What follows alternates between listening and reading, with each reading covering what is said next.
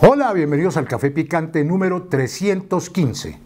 En este programa, Ana María se va a ocupar inicialmente del tema del frustrado cese bilateral con el ELN y el Gobierno Nacional, los errores cometidos y otras cosas importantes de los diversos procesos de la paz total. En el editorial yo me voy a ocupar de los problemas que ofrece el neoliberalismo, las murallas y barreras para los cambios sociales. Hay que vencer ese blindaje ejercido históricamente por las hegemonías. Tenemos a nuestro personaje, Michel de Nostradamus, que va a hacer las profecías para la extrema derecha en el 2023. Vamos pues. Café Picante. En la última semana pasamos de la emoción al desconcierto y luego a una sensación extraña. La emoción fue por cuenta del anuncio de un cese al fuego ofensivo multibilateral que hizo el presidente Petro y que incluía 2 organizaciones paramilitares del Clan del Golfo, 2 residuos de las extintas FARC, el grupo de Iván Mordisco, que nunca firmó el acuerdo, se salió antes, y al de la Segunda Marquetalia. Además, por supuesto, al ELN. La noticia emocionaba porque suponía el principio del fin de la guerra, pero mientras el país político debatía sobre la pertinencia o no de la declaratoria, que metía en el mismo saco grupos tan disímiles, sobre la ausencia de protocolos, pero también sobre la rápida respuesta nacional e internacional. Incluso el secretario general de las Naciones Unidas celebró el hecho y ya se empezaban a hablar de los garantes que tendría este acuerdo. Y luego empezamos a entender las cosas mientras celebrábamos este salto gigantesco hacia la paz. Y llegó el desconcierto cuando el ELN anunció que entendía esa como una propuesta que no se había discutido en la mesa de negociaciones y que, en definitiva, no se sumaba. Eso fue un baldado de agua fría para todos nosotros.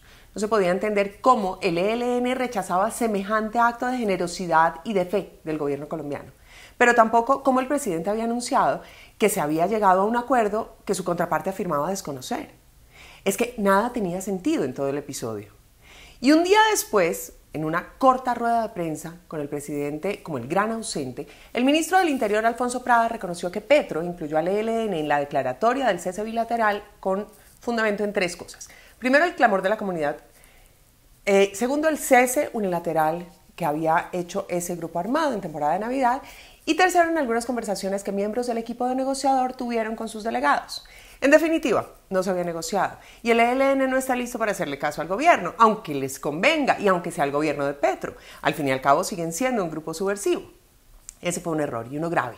Casi tanto como mantener a la vara caldo en el ICBF, porque entre el gobierno y el ELN se habían pactado unos protocolos en la mesa de negociación y el gobierno, de buena fe, los incumplió. Y digo de buena fe porque los funcionarios de gobierno tenían razones para creer que eso era lo que quería la guerrilla. Lo habían conversado, pero fue un error porque así no se negocia algo tan trascendente como la negociación de la paz con un grupo armado, porque se saltaron los procesos que ya se habían acordado y porque desconocieron al mismo ELN. No importa si un comandante o un negociador dice o deja de decir algo, o si lo hacen 2 o 3, mientras no haya un pronunciamiento oficial del COSE, no hay nada. Y eso lo tenían que saber Petro, el alto consejero y quien sea que le haya dicho al presidente que eso ya estaba listo. Fue un error, porque en el proceso con el ELN hay 2 partes negociando, pero contrario a lo que sucedió con el comienzo del acuerdo con las FARC, esta vez también participamos desde la barrera todos los colombianos, y muchos con entusiasmo, pero otros con escepticismo, desconfianza, incluso rechazo. Y esos están alborotadísimos señalando un supuesto descoordinación del gobierno y falta de voluntad política del ELN. Mejor dicho, todo este episodio le salió a favorecer a la oposición y le salió muy mal al gobierno colombiano. Incluso había involucrado a la comunidad internacional en un cese bilateral que nunca existió. Salió mal, pero creó un hecho político que en últimas puede resultar conveniente, porque ante la metida de pata como esta, habría sido de esperar que la guerrilla se parara de la mesa o que lo hiciera el gobierno después de la respuesta del ELN y que el proceso entero entrara en crisis, pero no. No fue así. De hecho, lo que dijo el ELN es que está dispuesta a conversar sobre lo que ellos consideran una propuesta y que lo harán en la próxima ronda de negociaciones que comienza en pocos días. Es decir, el gobierno logró adelantar el tema y ponerlo de primero en la agenda, y lo hizo de la mano del pueblo colombiano, que aplaudió la iniciativa, y de la comunidad internacional, que hizo lo propio. Y eso fue lo que dijo el alto comisionado, Oti Patiño, con un profundo aire de ingenuidad y en una declaración que dejó más dudas que certezas. Pero sí, se adelantó el tema en la negociación, se puso al país entero a hablar de eso y se suspendió los efectos del decreto del cese al fuego mientras se logra ese acuerdo de verdad con el ELN. Pero con los otros 4 grupos pareciera estar en firme. De hecho, el gobierno anunció que se instalarán mesas con cada uno de ellos, lo que es una maravillosa noticia porque efectivamente avanzamos. Menos rápido de lo que habría querido el gobierno, pero mucho más rápido que en otros años, y eso hay que celebrarlo. Lástima que la dicha se haya visto opacada por todo este escándalo. Ahora, en buena hora tenemos un gobierno que prefiere equivocarse apostándole a la paz que hacerlo apostándole a la guerra, que es lo que suele suceder en este país. Café picante. Es tal la macroestructura neoliberal de la inequidad, con sus defensas y barreras para hacerla indestructible, que tratar de cambiarla es enfrentarse a murallas internas en el Estado y en lo privado, que actúan como blindajes para detener cualquier posibilidad de justicia social. Con el nuevo gobierno de Petro, que pretende dar un vuelco radical y saltar esas murallas de un capitalismo no solo explotador, sino ladrón, es notoria esa problemática en el ámbito del trabajo, el empleo y la salud, entre otros sectores, donde el cambio se va a enfrentar a procesos seguramente muy difíciles. ¿Cómo hacer ese cambio sin desbaratar del todo estas estructuras viciadas como lo pretende Petro? No va a ser fácil reformar, sino pocas veces remover hasta los cimientos inclusive, el régimen socioeconómico construido sobre la ilegitimidad, la explotación y la injusticia. Se trata pues de un esfuerzo de la imaginación, del diseño y de la acción para poder mover ciertos de esos muros aparentemente inamovibles y concebidos durante muchos años del régimen inequitativo y hegemónico como muros infranqueables. Lo que resulta complicado del caso es que hacer esos cambios profundos puede producir reacciones negativas en eso que llaman los mercados y rechazos, pero no hacerlos sería incumplir las promesas, sobre todo cuando éstas tocan volver hacia atrás y modificar las prebendas relacionadas con el agiotismo, la usura, el egoísmo y el enriquecimiento descomunal de las capas altas de nuestra sociedad. Seguramente en algunas áreas se podrán tocar más a fondo esas estructuras y en otras más superfluamente. Pero en todo caso, lo que esperan los electores del gobierno es que la palabra cambio no se quede en un vocablo, sino que adquiera esencia y solidez en la realidad de las reformas que son, como todos lo sabemos, inaplazables. Se va viendo que resultan más fáciles los cambios políticos y administrativos, qué paradoja, que los sociales y económicos ante la resistencia de una derecha y ultraderecha que defienden la desigualdad. Parece entonces más fácil reformar la estructura del Estado que cambiar los vicios económicos de una sociedad de poderes acostumbrados a prevalecer, a nunca variar, a proteger a las malas sus facilidades de enriquecimiento desproporcionado a costa necesariamente del dolor de la gente del común. Hasta que inclusive parece más fácil lograr la paz de los fusiles que la paz social, aun cuando la permanencia de la guerra va de la mano de las injusticias y para desmontar los más perturbadores factores de violencia se hacen necesarias justamente las reformas sociales y económicas. Ahí está de alguna manera el dilema y seguramente el enredo, en la condición holística de toda la sociedad, dentro de la cual todas las fuerzas pues se entremezclan y están sujetas unas a otras. De tal modo que el cambio tendrá que ser concebido y hecho realidad con enormes dosis de imaginación y recursos prácticos y teóricos para no caer en la sin salida del continuismo del sistema injusto y egoísta que se siente inamovible e intocable. Es cierto que reformar un capitalismo en esencia perverso pues no es una tarea fácil, a sabiendas de que las injusticias se han convertido en leyes y normas en contra del ser humano y de la naturaleza, y que el blindaje de ese capitalismo salvaje y aterrador es la primera barrera que hay que sobrepasar. El qué y el por qué pues se manejan, se conocen, pero da la impresión que aún no hay claridad del cómo hacerlo. Cuando el proyecto y la filosofía son, como en este caso, el cambio, este no se puede desdeñar ni postergar. Lo que no deben hacer el gobierno y el pacto histórico es echar para atrás las promesas básicas hechas y construidas con las mayorías, en los diálogos inclusive.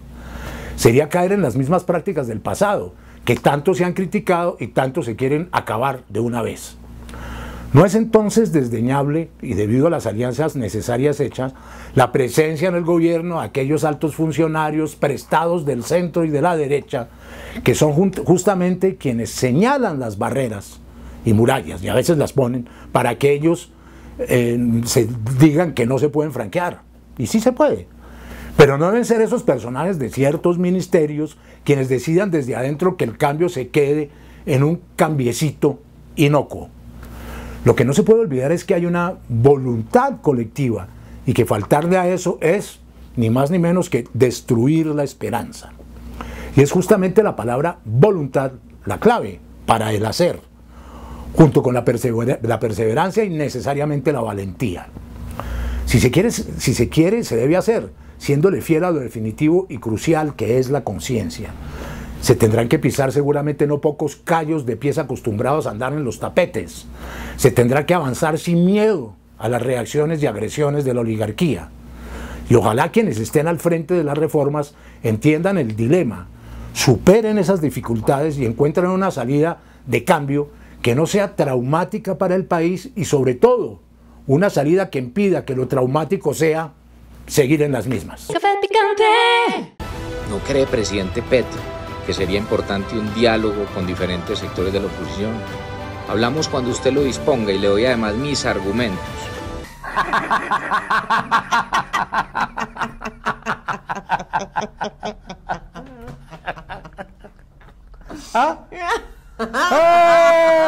Café Picante.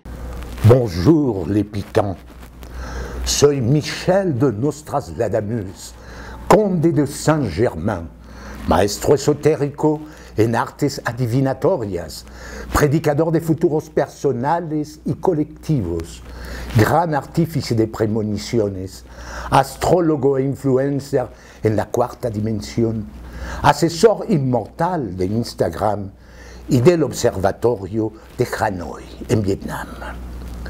Paso al plano astral con mi técnica probada del Mercurio retrógrado para contarles el destino de algunos personajes de la farándula este año de 2023 en Colombia. Ella, María Fernanda Cabal, perderá su curul, pero será elegida reina de la ganadería romo-sinuana por ser la vaca que más caga en la extrema derecha y una perfecta mala res, une vraie ordure. Magnífico año para Andrés Pastrana y Miguel Uribe Turbay. El expresidente conseguirá, con mucho público infantil, trabajar como delfín principal en un acuario de una isla del Caribe. Y Turbayito será contratado en un show acuático de cubanos gusanos en Miami. Un couple de brigands. Enrique Gómez Martínez tendrá aún mejor suerte, pues conseguirá un puesto con los hermanos Gasca en el papel del payaso Fachito. Al lado, en el Salón del Horror y del Terror, veo a su amigo Diego Molano asustando a los espectadores con su número de bombardeos y máquinas de guerra. También estará en el circo, como hombre bala. Encore deux andouilles. Oh, el joven Polo Polo tendrá su número como de animalito domesticado, bajo las órdenes del dominador y domador, conocido como Zapateiro. Gros con. El patrón, el gran Mago Uribe, hará aparecer entre sus manos a una histérica paloma, Valencia. son pájaros históricos. Y veo en el futuro inmediato a Iván Duque elegantemente vestido como portero del Banco Mundial, a Port Serville. Enrique Peñalosa y Fico Gutiérrez competirán en una carrera sin destino, de galgos balbuceantes. Pero lo que sí no va a cambiar este año es el magnífico coro de sapos amaestrados, integrado por Néstor Morales, Luis Carlos Vélez y Vicky Dávila. Anoten, amigos, mis profecías. Au revoir.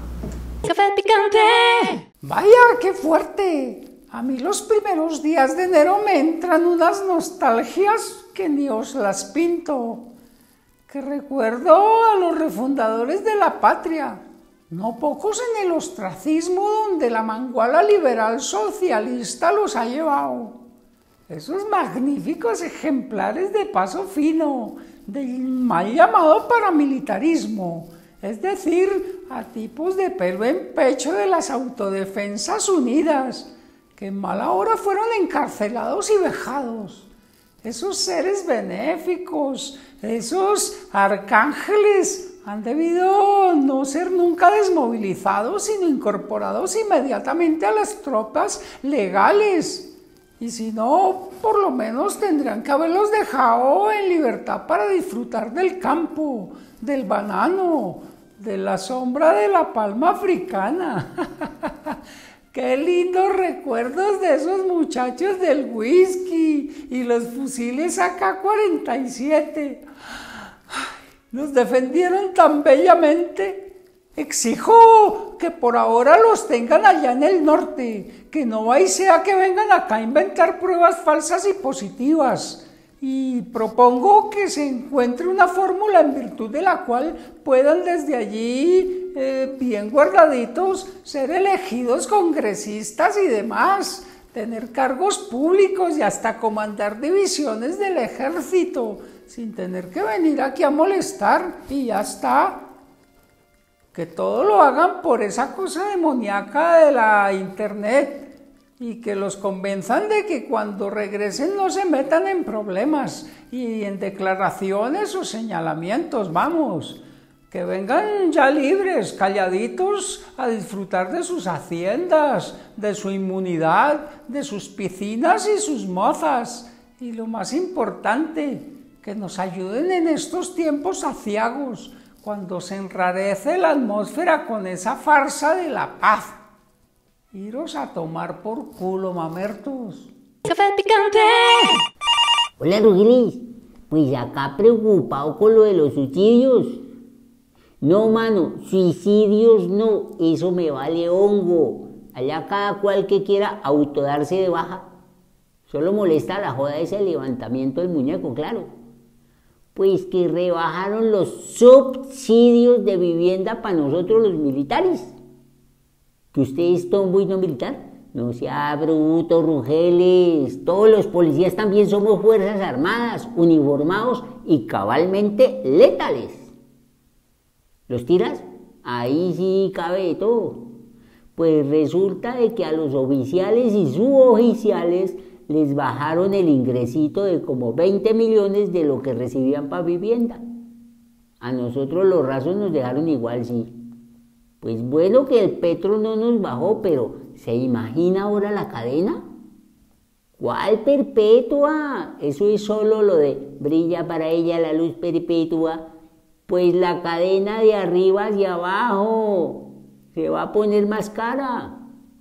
Con menos plata los manes que mandan, grandes y chicorios, van a pedir más por las vacaciones, los permisos, los ascensos, las tapadas, etc.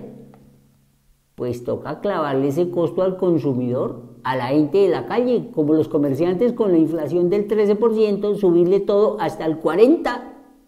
Sí, la especulación. Claro, Rugeles, la tarifa por multas y demás vueltas va a quedar por lo menos en 50% más. 2 lleras de a 100 el mínimo por colaboración. Bueno, ya saben, ¿no? Reajuste por lo alto. Chao. Patrullera Castaño, Mande a plastificar las nuevas tarifas. Usted sabe que para que no haya discusión, cuando apliquemos la ley de la especulación, uy, me salió en rima. Café picante.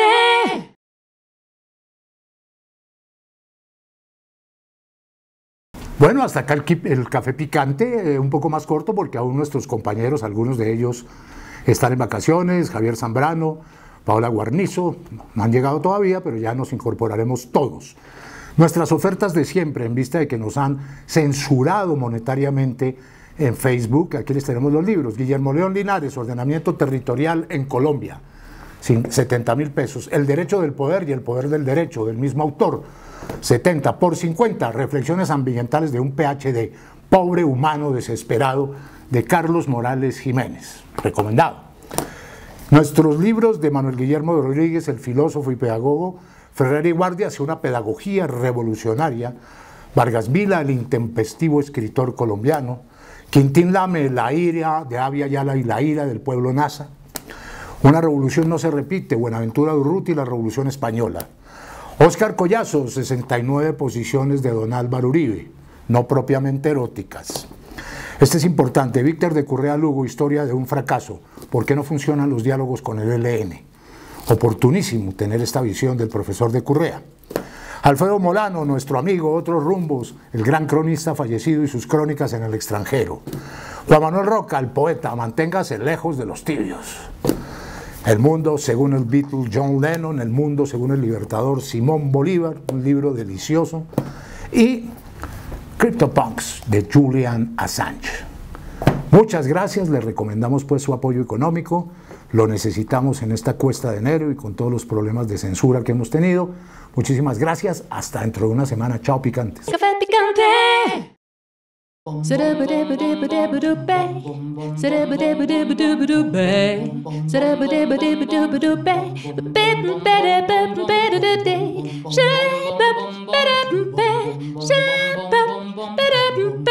Ba